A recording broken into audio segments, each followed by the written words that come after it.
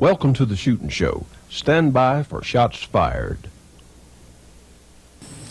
Hello, I'm Johnny Rowland, your host of the Shootin' Show, and welcome to today's program.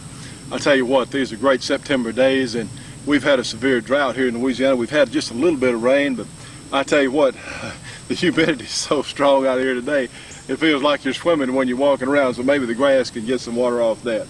We are so glad to have you. We are hearing from more and more people each week that are tuning into our program for the first time, and of course the Shootin' Show is all about showing how normal Americans who enjoy firearms, who like to own firearms, and those Americans who believe in freedom, how we feel about guns and a whole lot of things that are so important to our way of life.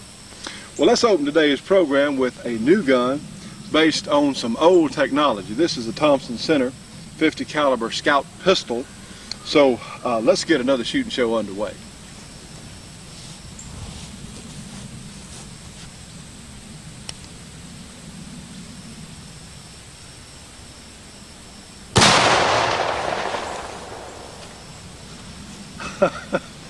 Well, wait for the smoke to clear, then you can see what you hit. It did. Friends, it is in fact a great day, and I don't know if some of you folks can probably tell the difference. You know, our health club has been one of the great things that's happened certainly in my adult life, and since I've been using our health club products, the things that we have discovered, yours truly has lost about 50 pounds. Now, I'm 6 feet 5 inches tall, but I'm down to about 240 some odd pounds, so and still working on it, you know, trying to do a little better, and you feel so much better, so much more energy. And please, just putting in a small plug for the health club right now, give us a call, because it will help so many of you.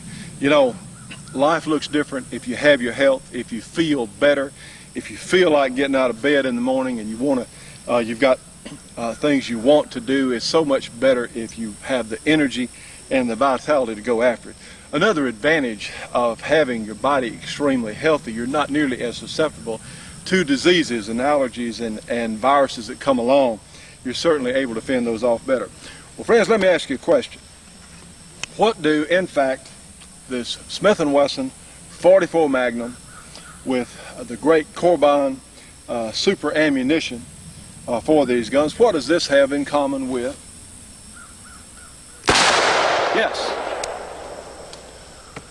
this 50 Action Express from AMT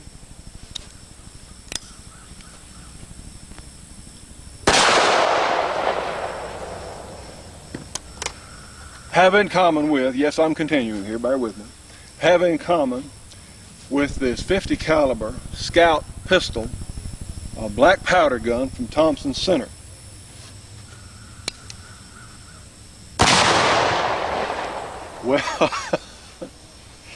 Well, guess what?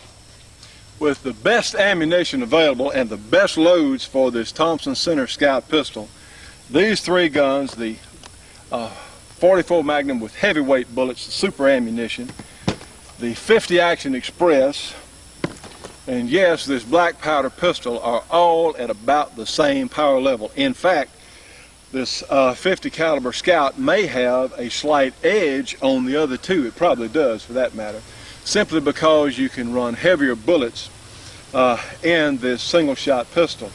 Now, friends, I tell you what, this is such a neat combination. As you can see from the picture there, it has a grip like we're used to with a single action revolver, like the Super Black Hawk or the Colt Single Action Army or the other single action. It has a grip that we're very familiar with, and a hammer that we're very familiar with. And it has what I believe is called a straight line ignition.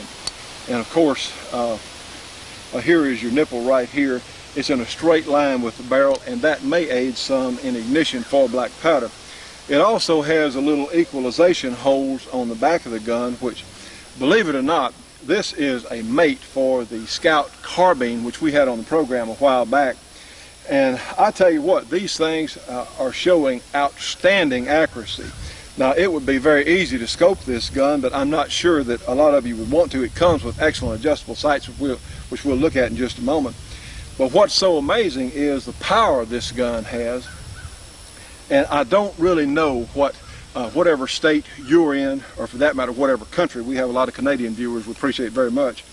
I don't know what the laws are out of this country, or for that matter, from state to state regarding black powder hunting with a pistol. In the past, we haven't had many black powder pistols that you really could call hunting arms. Well, this is one, believe me, because anytime this gun is capable, and the folks at Thompson Center have been real good in their owner's manual here. They have a listing of different loads, and they'll give you the velocities, and we found these to be pretty accurate as far as the velocities that they have. But see, on the 50 caliber gun like this one, it's available in 50 and 54 caliber, and maybe some others, but that's what I'm aware of. But on the pistol here, you can get up to some really strong muzzle energies. For instance, let's look. Well, in fact, it says here 45 caliber, so apparently it is offered. The pistol is also offered in 45 caliber. Well, let's take a look here. Looking over here in 50 caliber Maxi Ball Maxi Hunter loads, which your Maxi Ball from Thompson Center is a 370 grain bullet. Now there are other bullets out there running up to 460 grains. Now, friends, that's a tremendous chunk of lead going down range. Anyway, with 100 grains of powder, which would be double F black powder here, they're showing here 1,181 feet per second for a 460 grain bullet. Now then, that translates into 1,456 foot-pounds of muzzle energy, which is about a 50% increase over your regular 44 Magnum. Now, of course, with the great Corbon loads of 320, 340 grain bullets, you get on up there pretty good, but that's all the maximum loads for the 50 Action Express bullets are, or loads are. Now then, when you have a 460, even a 370 grain Maxi Ball, they're showing it 1,305 feet per second for 1,400 foot-pounds of muzzle energy. Now wait a minute, friends, this is serious power. And you have this half-inch chunk of lead going down range, and actually your muzzle energy may be a little bit misleading because they have more actual hunting power, I think, than even these strong muzzle energy figures would lead you to believe. I honestly believe you could hunt deer with this gun easily out to 100 yards. The only thing that you're going to run into, like any of the other big bore handguns, is going to be trajectory. But friends, let me tell you what, if you hit a deer at 100 yards with one of these, I think that your chances are just excellent. Again, the accuracy levels on these guns are showing up extremely good. Everything, this one is extremely accurate. And the good news is it has very fine adjustable sights, just the way it comes. Now, in my mind, of course, you would need some sort of shoulder holster or a large holster to carry it, but where it's legal, I think this would be a terrific backup gun for, say, your black powder rifle.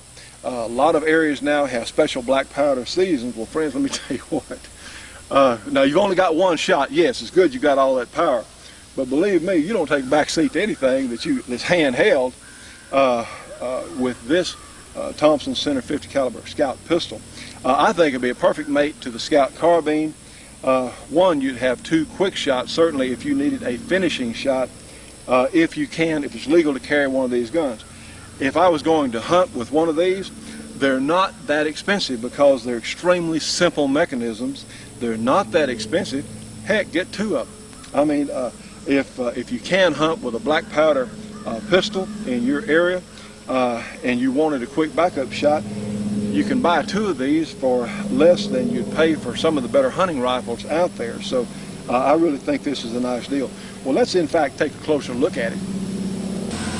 Now then, friends, you can see this grip is very much like what we're used to with a single action revolver. And remember, when it recoils, it's going to roll up in your hand because the gun is not that heavy. Now, you do have a pretty fat barrel here and a longer barrel, but it's really not that heavy because it's slender through the receiver here.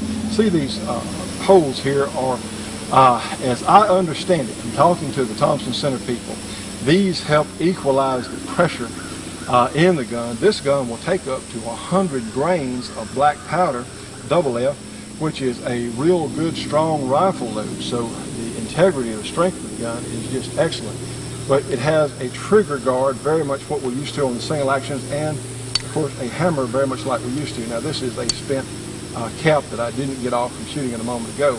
But excellent adjustable sights, very fine sights, and I believe easily you can have excellent 50-yard accuracy for just a lot of people. If you're a good shot with a handgun, I think you can reach out to 100 yards real well. This is it, the product that all gun collectors, hunters, and enthusiasts have been waiting for. It's Sweet Shooter. This amazing space-age product protects your valuable guns and knives. No more rusting, no more corroding, no more time-consuming cleanups, no more fouling. Recommended by the North American Hunting Club and Murray State College, Sweet Shooter provides greater accuracy, higher velocity, longer life, smoother action. You don't want to be without the protection only Sweet Shooter can give you. Like nothing else on the market today, it solves all your gun care problems. Only $19.95. So grab your credit card and call today. Sweet Shooter! Now friends, one of the beauty parts about a gun like this is it is very, very simple. Now you can get an owner's manual that come with these guns, and if your owner's manual is missing, or you bought a black powder gun from Thompson Center or made by Thompson Center from someone else, all you have to do is write to them and they will send you an owner's manual. I don't know if there's a fee or not, but it would certainly be worth it if it is. But there are some procedures.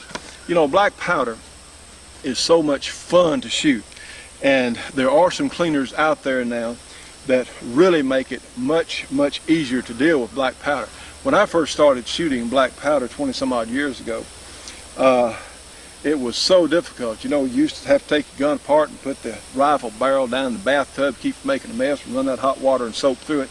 Well, personally, I'm not a fan of putting water on any firearm. Now, some of the corrosive ammunition for the military stuff, even for some of our modern semi-automatics, soap and water is still a good way to go, but I'm not a fan of that. I won't put water on them unless I absolutely have to. So what I like to do is take one of these excellent cleaners, and you'll see you'll see several of them here on the program, that really do a job on black powder and can knock it out. Now we have cleaners out there that literally you can spray on one of these guns. I used to spend about anywhere from 30 minutes to an hour cleaning my black powder guns per gun that is, after I was shooting. Now I can clean one of these things up in about 5 minutes or so and put it up and not worry about it rusting.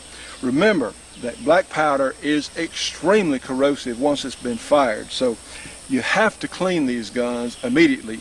This is not the sort of gun that you can go out and shoot one afternoon and put it up and leave it till the next day to be cleaned. If you want to preserve your rifling, if you want to preserve the finish on the gun, it is very important that you clean it and oil it as soon as possible after shooting it. And you know, there are all sorts of stories that we see in the movies, all sorts of books and things that tell stories about what people did on the frontier after they shot. Well, let me tell you what they did in the evenings. They sat around and cleaned their guns. That's what they had to if they were going to keep them shooting accurately and properly. Well, what you do, you have a number of steps here that you do in order. One of which is, if you've just taken your gun out of the box and you're going to shoot it and you've got oil in the barrel, take several percussion caps and run through it. Now that's going to burn the oil out of your barrel, and because if you put powder down in an oily barrel, it may trouble your ignition there. It may go off, it may not, it may give you some problems. So you want a dry barrel when you load one of these guns. Stay tuned for more of the Shootin' Show after these important messages. The Shootin' Show will be right back after this break for your local cable company or TV station.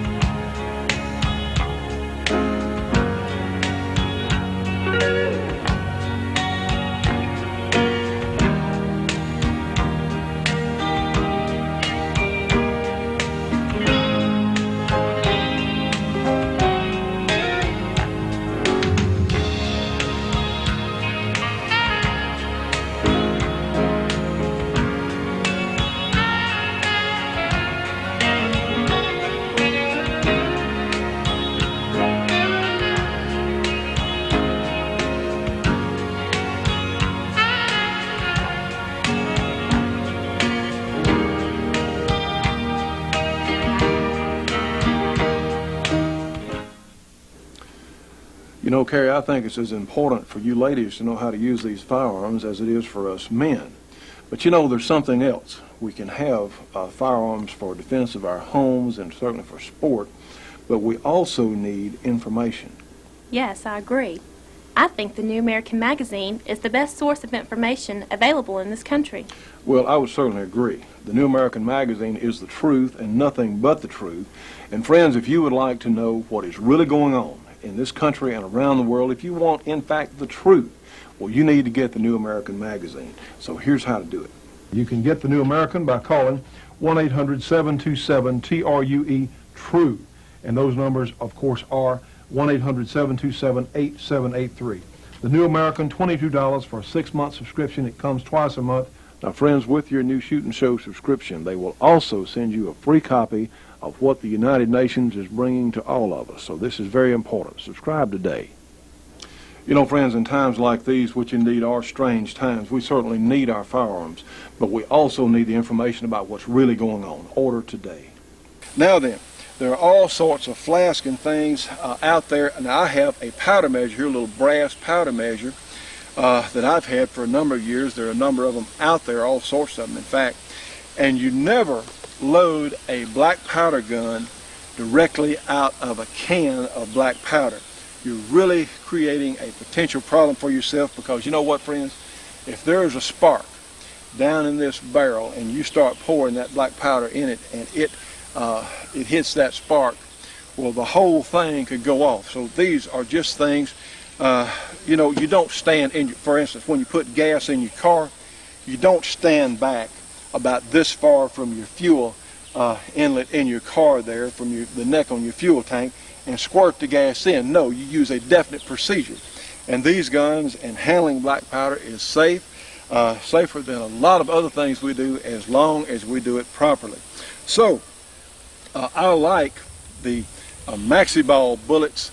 I like them better than, say, the patch round balls. One, my accuracy in my guns has been better overall with the maxi ball, the conical bullets there. But I also don't like to put the patch down there. I don't like to fool with the patch. Some of you will, some of you won't, and that's up to you. But what we have here, let's go ahead and briefly, we're going to show loading procedure. Now I'm going to load, normally I would have a flask out here, but today we have the powder can here. And I've got this set for 90 grains, which is a good strong load for this gun. Not a maximum load, but a good strong load. And I'm going to pour double F powder, and don't worry, you're going to spill some, but so what? It's not, you know, it's not very expensive. And when you shoot black powder, trust me, you're going to make a little bit of a mess. You're going to do it. Can't be helped. Now then, what you do, take the gun, of course, and I've put the little funnel in place here, and pour it down the barrel, just like so. Be sure it's all in there, easy to see. Now then, the next thing we'll do, we'll take a pre-lubed bullet and we'll insert it in the muzzle of the gun. Push it down. I did with my thumb there. It's pretty easy. Now, Thompson Center has a little ramrod, loading rod, that they send with these guns. It's in the box. Very nice and well thought out package here. And of course, we've got a ball starter. We'll push it on down. And it's very important that the projectile be seated all the way down on the powder. Black powder is really critical. If you don't want an airspace between the powder and the projectile, you just don't want to do it. And we lube the bullets so they'll go down the barrel easy. They'll also, the lubricant will soften the fouling, because black powder does foul.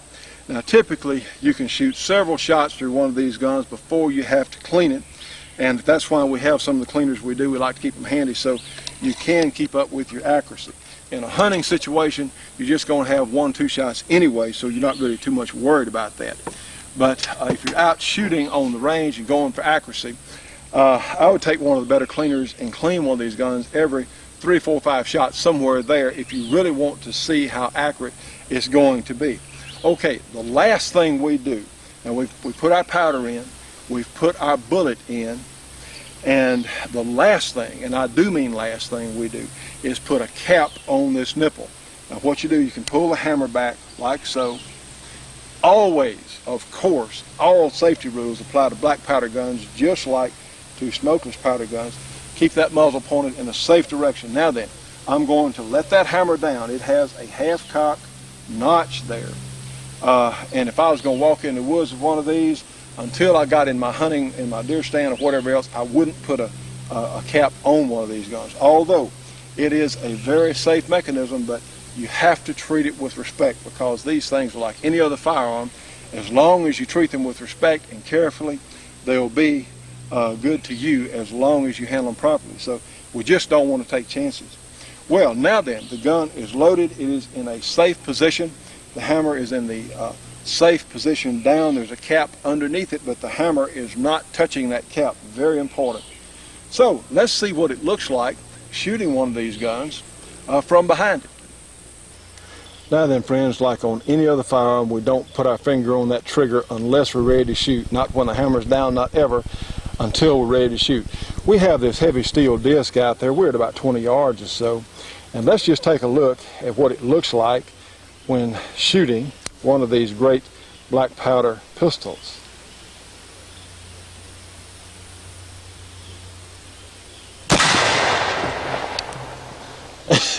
Wait for the smoke to clear, and you'll see that there was recoil there. Yeah, let me cough a little bit. Anyway, it did quite a job on that steel plate out there, but you can see the recoil. It bucked up in my hand like this. It didn't hurt. You've got to hold on to it. You've got to do that, but it's not that severe. Well, friends, I tell you what, this is a most impressive gun. This is one of those things that is, you think there's nothing new that can come along in firearms, but there certainly is. This is a new concept for old technology.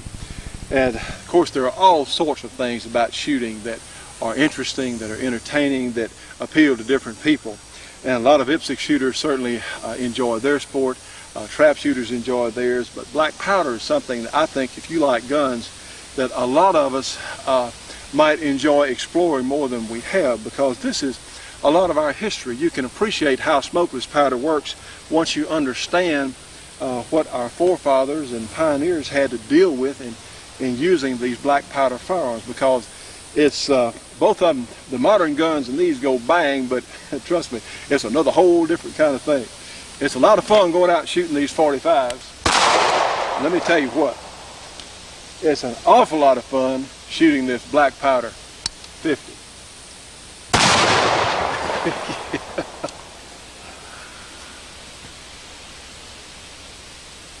Tri-tote's real easy to use because all you have is a hook on your waist and you have another hook on a strap. Okay, so all you're doing is you're hanging your gun up like you would on a peg gun rack. There is never anything attached to your equipment when you use a tri-tote. Okay, you just set the gun with one hook behind the trigger guard and the other hook on the barrel. To use it, you just push in on towards your chest, pick the gun up to shoot it. Basically, you got 7 different positions anywhere you want to range the barrel of the gun by just taking it off. It's a piece of Velcro strap onto a Velcro shoulder pad. You just put the gun into it, pick it up and shoot it any way you want. I know a lot of people like to walk around with their gun over their wrist. In this position, tucked up under your arm, it's real comfortable, except it breaks your wrist. Set the gun with the hook in front of the trigger guard, and you got the same position, except your hands free always. And what you want to do is you can take your trigger finger right at the trigger guard, pick the gun right up off the pod, and then you got it ready to shoot. Okay? The other position that you have is when you set the butt of the gun right on the hook on the side, and you can just hold your gun for field shooting in this manner, or you can just rest it back on your shoulder, shrug your shoulder, hit the gun, catch it, and the gun comes up. It's that simple to use. A lot of people like to go out riding on their four-wheeler and their ATV, or climb into their deer stand, or drag their deer. You got a securing strap that just peels back. All you do is set it on the barrel of the gun, wrap the barrel up, and you have a little securing loop down here on the pod. Okay? You take that and you secure that right over the hook of the gun, so you're securing the top and the bottom. You can ride your four-wheeler, you can climb your tree stand in this manner. If you'd like to pull out your deer, you can open your waist belt up, drop your right hand down through your straps, bring your left hand back up through it, The gun immediately goes on your back. Buckle it up. Take away any of that slack. You don't want that. Just readjust it. Pull it up tight on your back, and that's the most secure back carry you'll ever have. You can drag your deer out any way you want to drag your deer out. Climb your hands, use your binoculars. You're always hands-free with the Tri-Tote. Now, friends, due to the success and tremendous sales of the Tri-Tote, they've been able to increase their production and get the price down. Now, for our Shootin' Show audience, they're $29.95 plus $6.50 shipping and handling. Give them a call, 1-800-231-1443. Again, 1-800-231-1443. Everyone that carries any sort of firearm or fishing rod or whatever in the woods, this is really a great thing everybody ought to have. Now, friends, the Great Soldier of Fortune Convention is coming up in September 27 through October 1. And you know what a great time we've had out at the convention in the past. It's going to be held at the Sands Hotel in Las Vegas, Nevada. I know a lot of you would really enjoy coming out and being with us at the convention. For information on the Soldier of Fortune Convention, give them a call, 1-800-800-7630. Again, 1-800-800-7630 for information on the Soldier of Fortune Convention. You know, friends, this box of Corbin ammunition and this Wesson 41 Magnum are in fact a perfect match for each other. But it doesn't matter whatever gun you may have, like this SKS or a hunting rifle or a 38 Special or a 9mm, makes no difference, because Corbin is absolutely the best factory ammunition that money can buy, period. And also, friends, when you see a box of Corbin on the shelf or you give them a call, realize that Corbin is helping keep the Shootin' Show on the air. They've been one of our most dedicated sponsors. You cannot find finer people in the entire shooting industry. For information on Corbin ammunition, call them 1-800-626-7266. Again, 1-800-626-7266. Tell them you saw it on the Shootin' Show. The Shootin' Show will be right back after this break for your local cable company or TV station.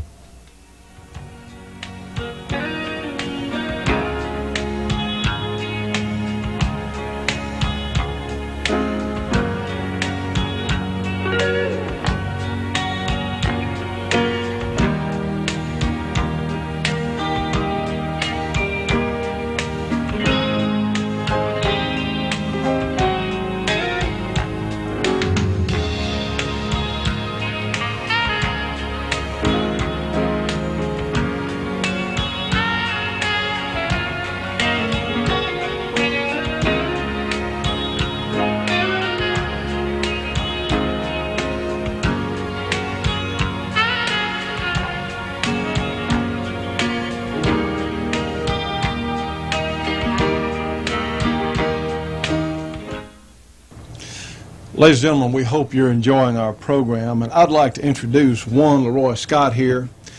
You may not recognize him. I asked him when he came in. One of us has been to the style shop / barber shop today. I got too close to a lawnmower. Well, sir, I would like to say, I think it does make you look more youthful. Well, considering my date of birth, that's an advantage. I asked him this morning, I said, what did you do? Did you re-up out there or what? You know, Well, I did go to Barksdale to get it cut, and I've got a regular barber out there. And I told him I wanted to cut fairly close, but I didn't think he was going to go that far. But it's done. It'll grow back out. Well, I think that certainly you're, if I may say so, if I may take the liberty to say so, you're very distinguished with longer hair, but you look a little, certainly a little more youthful with the shorter version there, and that. Well, works. my wife will like it, so I guess that's the most important thing. Done deal. Well, sir, it's been an interesting week, hasn't it? The Ruby Ridge hearings, a lot of things that certainly can be talked about. What's your rendition so far on Ruby Ridge? I haven't seen much of it this last week for some reason or other. I did see those 8 or 10, 12 FBI snipers, what they call a hostage, what is it, Hostage rescue team. And I've also heard from a couple of different people that should know that the FBI hostage rescue team has killed more people than they've ever rescued. So, well, they ought to be called a SWAT team because that's what they are. This is just some of the George Orwellian newspeak for a term that is probably a little more acceptable to the public in a hostage rescue. You know, well, boy, that's great. You're going to go out and help somebody, instead of a SWAT team, which is carries a connotation of going out and killing people like they did. Like they did. They did. Now, Judge, on a hostage rescue team, we'll give them the benefit of the moment there.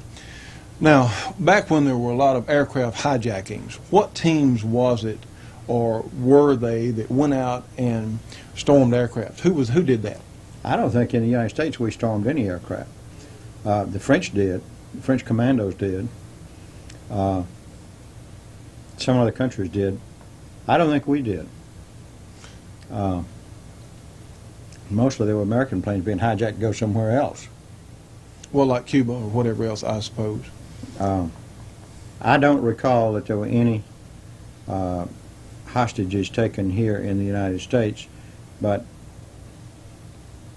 in any event, it's simple to handle that. You don't need to storm the aircraft unless you just got a bunch of nuts that are going to commit murder anyhow. I always thought that the best thing to do would be to tie into the air conditioning system of the airplane from underneath where they can't see what you're doing, and pump in a little gas of some kind. I'm not, after Waco, I'm not very fond of CS gas. Certainly not. But with all of the ingenuity and technology we have, we certainly ought to be able to develop a gas that will cause you to go to sleep, or get drowsy, or generally become incapacitated, and pump that into the air conditioning system. True, it'll make the passengers go to sleep, but it'll make the hostage takers go to sleep too. And then you can just walk on board and handcuff them and take them home. Another way is to shoot out the tires. The airplane's not going to take off with the tires flat.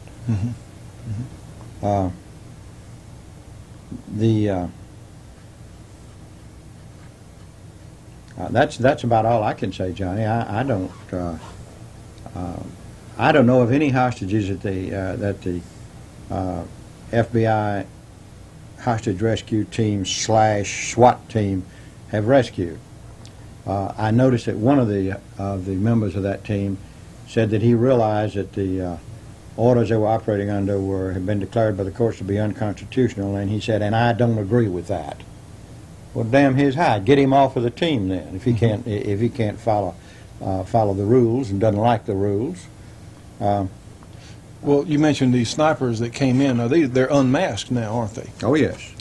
Well, you know, friends, they're unmasked and in blue business suits with ties, coats. They're ties. not in. They don't have the combat boots on, or flak jackets, nor police, nor the headgear.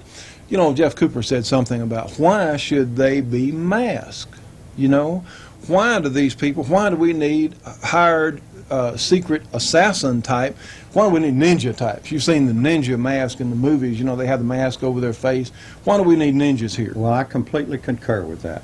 In fact, you know, a couple of weeks ago on this program, I said, maybe last week too, I said the answer to it is to get people like that disarmed. Take their guns away from them, let them be an investigation group like they were supposed to be. The FBI is a Federal Bureau of Investigation, not the Federal Bureau of SWAT or the Federal Bureau of Hostage Rescue Teams or anything else. Let them do a good job of investigation, as they are superb in doing, and then turn it over to regular law enforcement people to handle.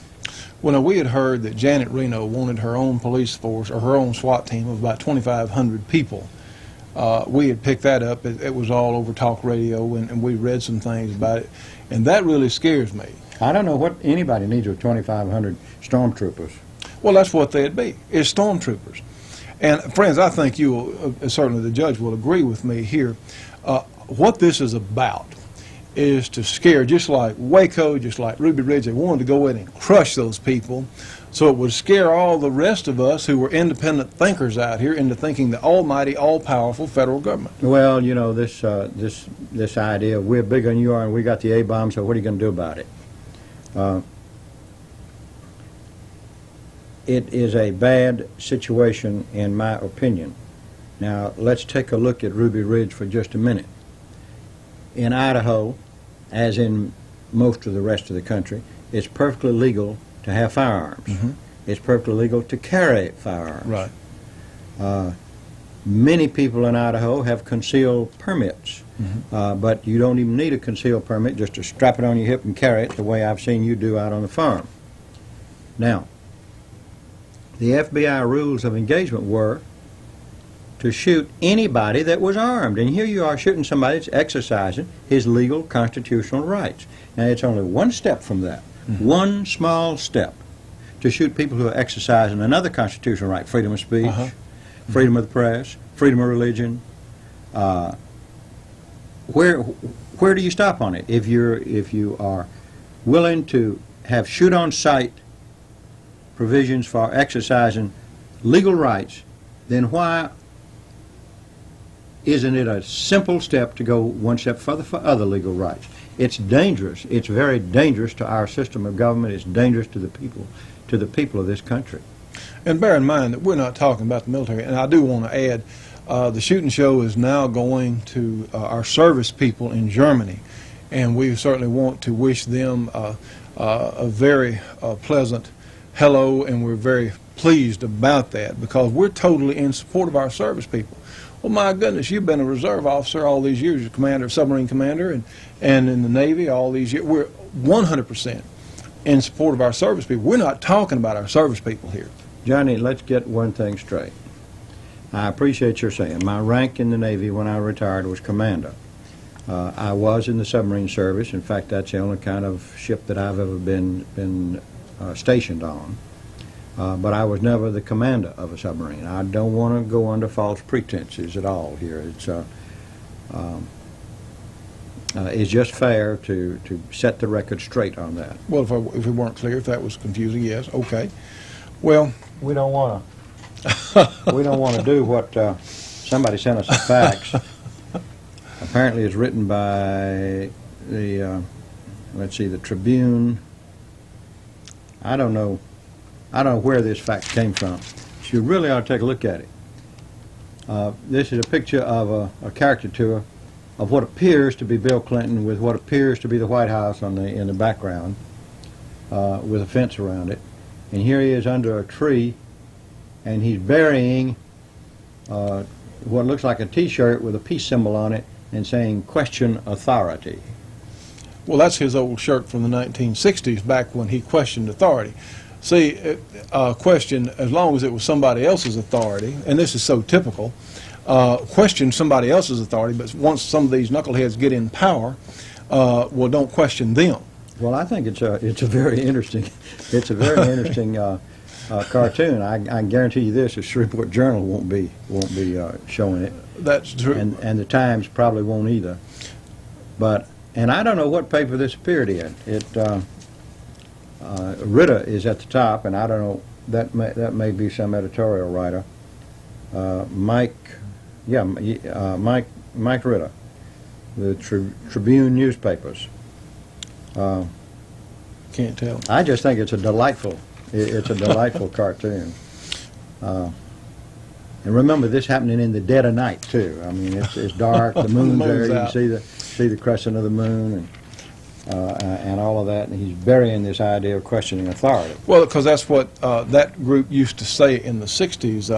I remember very well, one, certainly me from a foreign background, being off out here in the country, I wasn't going to demonstrate against anything, but a lot of people did in different areas, and you had a bunch of ignorant people running around saying anybody over 30 shouldn't be trusted, just saying some really ridiculous things, and Bill Clinton was one of them. Well, understand, I don't think there's anything wrong with questioning authority. Absolutely. Absolutely. I think authority should be questioned. If it can't stand up to the question, then perhaps the authority doesn't exist. Or, as I used to tell my children as they were growing up, that if they have opinions, that's fine, and they ought to be able to support those opinions. Right. And if they can't support them, then I would suggest their opinions may need re-examination. Well, I think you're correct. And of course, what we're faced with now is literally a whole bunch of socialists who think they know better than everyone else. And the way they get in power is by promising the lowest common denominator in society, the rights of the upper levels. That's what they say. They talk to the lowest common denominator, and they say, well, look, there's somebody over here riding around in a Cadillac or a Lincoln or whatever else, and here you are in not walking or on a bicycle, and say, well, those people shouldn't have that. They got that unfairly. So what we're going to do is we're going to share this wealth all around by taxes and other things. But the problem is they don't realize what it does to everyone.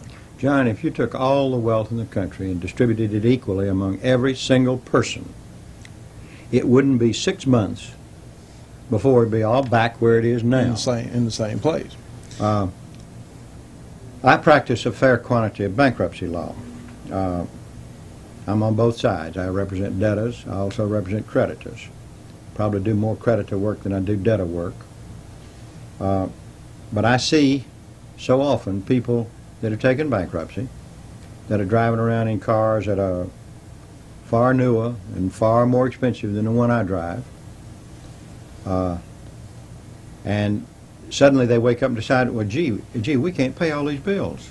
Well, you know, that was apparent from the beginning. I have a man right now that is taking bankruptcy and has a car that he owes $17,000 on. In all the years that I've been buying automobiles, I've never had a car that I owed $17,000 on. And what's new is that I'm not going to have one that I would have to owe $17,000 on. But he thinks it's okay for him to keep that $17,000 car and pay his common creditors about 5 cents or less on the dollar of what he owes them. I think the bankruptcy laws are being burlesqued, and I think it's unfortunate. But that's exactly what you're talking about.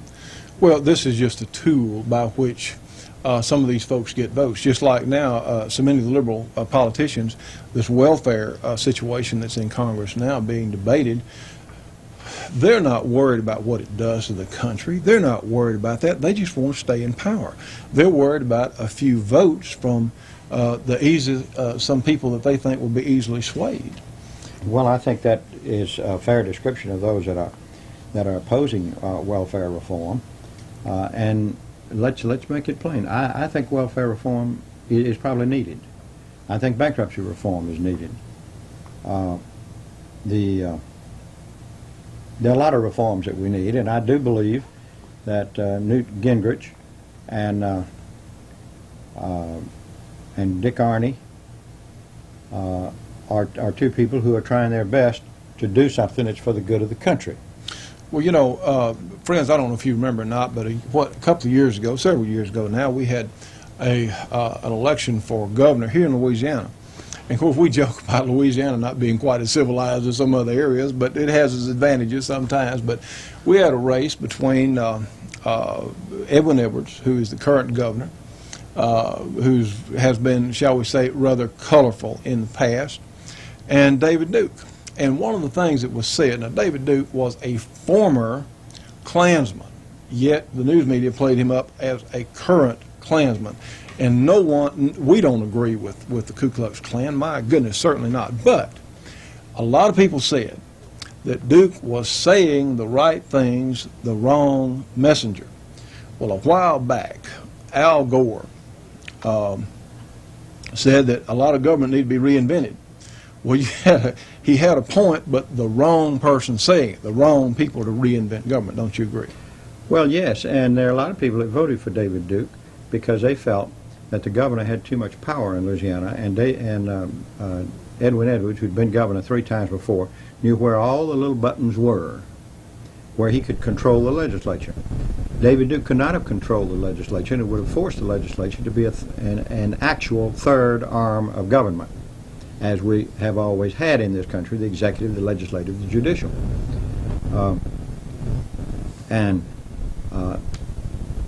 One of our current candidates for governor, in fact, is a leading candidate for governor, although I hope he doesn't get elected, is saying the same things that David Duke said 4 years ago.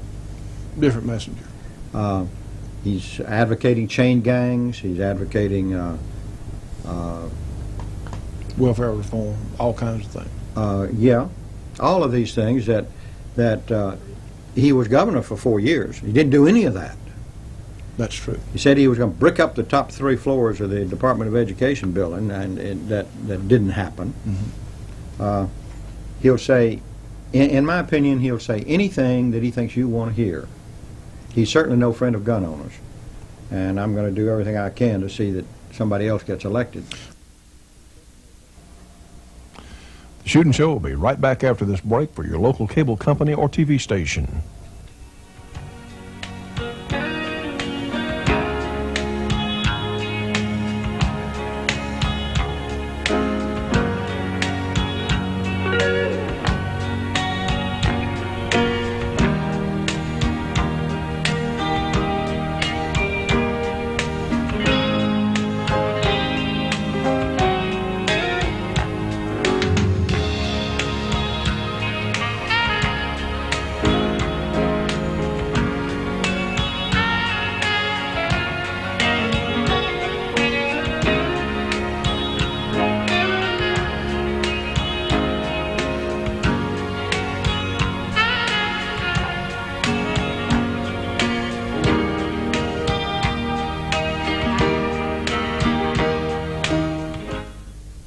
You know, friends, all of us as shooting enthusiasts should be subscribing to Shotgun News, the trading post for anything that shoots. 3 big issues monthly with literally thousands and thousands of firearms bargains. Give them a call, 1-800-345-6923, a very inexpensive subscription price. Again, 1-800-345-6923. Subscribe today. This is it, the product that all gun collectors, hunters, and enthusiasts have been waiting for. It's Sweet Shooter. This amazing space-age product protects your valuable guns and knives. No more rusting, no more corroding, no more time-consuming cleanups, no more fouling. Recommended by the North American Hunting Club and Murray State College, Sweet Shooter provides greater accuracy, higher velocity, longer life, smoother action. You don't want to be without the protection only Sweet Shooter can give you. Like nothing else on the market today, it solves all your gun care problems. Only $19.95. So grab your credit card and call today. Sweet Shooter! You know, friends, this Service 45 is as good a semi-automatic as has ever been built as far as I'm concerned. This classic Hunter revolver is as good a revolver as I'm aware of. But you know what is essential for these guns to operate and shoot properly is good ammunition. What you feed them is how they work. Well, why not do or consider that for our own physical body? Because so many of our foods now come from so many processes we can't even name them all. There are so many chemicals in some of the things that we eat. That's where our health club comes in. Friends, these are wonderful supplements. They'll make you feel better. If you don't feel better, you try it for 30 days, you get your money back. It's a great deal. It helps the program, but friends, most of all, it'll help you. We also have some opportunities. If you would like to make some money on the side or do a full-time profession, whatever you want to do, there are some wonderful opportunities available. And when you call in, please indicate that when you do. Give us a call, 1-800-895-7916, the Health Club, 1-800-895-7916. Friends, do it for yourselves today. For Health Club information, give us a call, 1-800-895-7916. Leave your name, address, and phone number. Someone will get back to you as soon as possible. Friends, this is such a wonderful thing. Do it for yourselves today. You know, which brings up an awfully good point. We're hearing a lot now, a lot of excitement among the media, mostly, I think, about Colin Powell. Okay, you know something more about Colin Powell than we knew on the last program. You've done a little research here, you have some information. Why don't you fill us in on that? Well, Johnny, it's not a case of doing research. It's a case of what he's been willing to let slip out. I haven't seen but 3 things. First and foremost, of course, is that he's willing to accept a certain measure, he hasn't said how much measure, a certain measure of gun control, as he calls it, some inconvenience, whatever that means. I think he said something about being in favor of welfare reform, but hadn't specified what in the way of welfare reform, and I don't know what else. Colin Powell, as a soldier, did what he was supposed to do and has kept his political opinions to himself, mostly. I've seen an interview that he had with Barbara Walters or somebody. I've forgotten who it was now. And he said a lot of right things.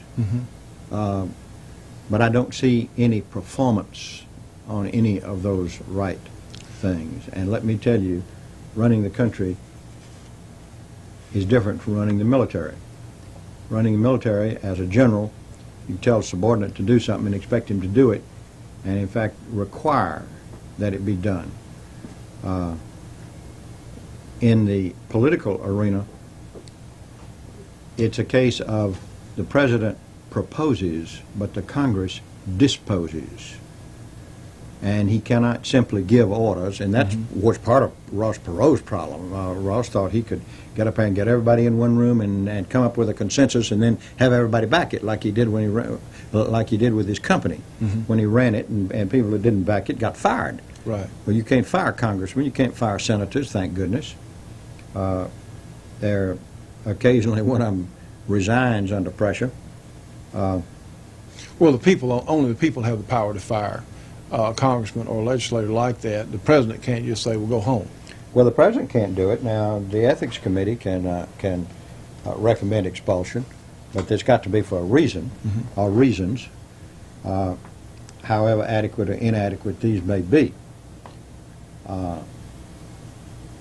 It is a different world, and I do not know that Colin Powell has had any experience at all in that. I remember when Ronald Reagan first was nominated for president. Not nominated, but proposed. Proposed, yes. The objection was made, well, he never has done anything in a governmental capacity. We don't know what kind of president he would be. That was the biggest argument against Ronald Reagan at the time. Since that, after that, he was elected governor of California, did a splendid job, saw what was happening, people saw what was happening, and then he ended up, on the second effort, getting nominated for president by the Republican Party. And I think made, by and large, a good president. I agree with everything Ronald Reagan did. But I was particularly amused, right now we've got a budget battle going on. Congress wants a certain budget and the president wants another one. He says they don't send him what he wants, he's just going to veto it. And if he vetoes it and it goes past some October deadline, I've forgotten exactly what the date is, that the government just closes down. Shuts up. Essential services remain, the military services remain, and the post office remains, but there are a lot of things that don't, that just stop, and people go home. And Reagan told the then Secretary of the Treasury, who was, I can't call his name right now, I'm bad on names, but I'm good on memory. He said, well, let's just shut it down and see if people notice. Well, I have a good friend who went to school in Washington, D.C., and I know on bad weather days that all non-essential governmental people don't come into work. Well, that could be our good fortune if a lot of them just didn't go in. A lot less. Who was it said that watch your homes and families and your belongings? Congress was in session. Who said that? Well, the expression was this, Johnny. It says, nobody's life, liberty, or property is safe as long as life, liberty, property, or wife is safe as long as the legislature is in session. I don't know that it's quite that bad, but that illustrates the point. We are now very near forcing a vote in the House of Representatives on House Resolution 1488, the repeal of the assault weapons ban, so-called assault weapons ban. And all of you need to be contacting your representatives and urging them to become co-sponsors of H.R. 1488. It is, a lot of these people were elected on the premise that this is one of the things they do. Now let's stand up and let them count. That's right. Let's find out, because they got in with our help. Now let's see if they stay in with our help. And if they aren't willing to do what they said, then get somebody else. Exactly. Well, I think it's so important of what we're talking about here because, friends, the further they go, there are going to be more and more and more gun bills that will be coming up by the anti-gun crowd. And if we can't make some headway and get some of these rights that we've lost back, that's what we have to do now, right? When we have sympathetic Congress, get some back. Yeah, well, of course, they aren't going to be any more. Bob Dole has said that and Newt Gingrich have both said that, and it's amazing to me how much power those people have. Things don't come up for a vote in the Senate except with Bob Dole wanting them to come up. And things don't come up for a vote in the House without Newt Gingrich wanting them to come up.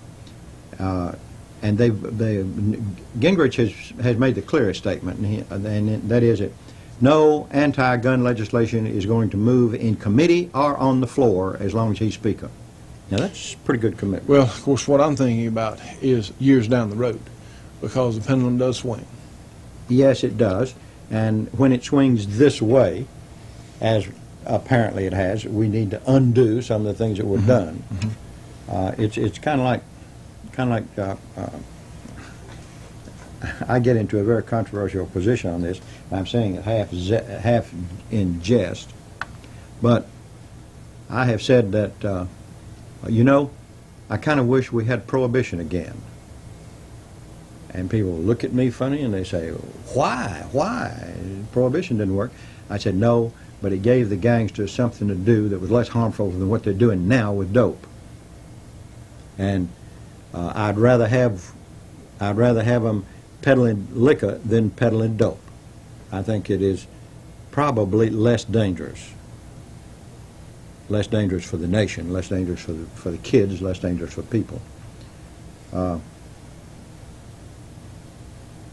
And as I say, I say that partly in jest, but Well, now so much of the drug trafficking is being used as a basis for gun control proposals. Kids carrying guns to school, drug trafficking, gangs, this sort of thing. So much of that is being. In fact, in the 30s, the gangster, the National Firearms Act against machine guns actually came about due to publicity gangsters had. Is that right? That was in Chicago in the 30s. That's correct. And that was it wasn't a prohibition of machine guns. They're prohibited now. That is, new ones are. The ones that are already in existence, or were already in existence on a certain date years ago, a couple of years ago, are still legal, and you can acquire them as long as you pay the $200 tax and get fingerprinted and Background investigated check, and all that stuff. and all that kind of thing.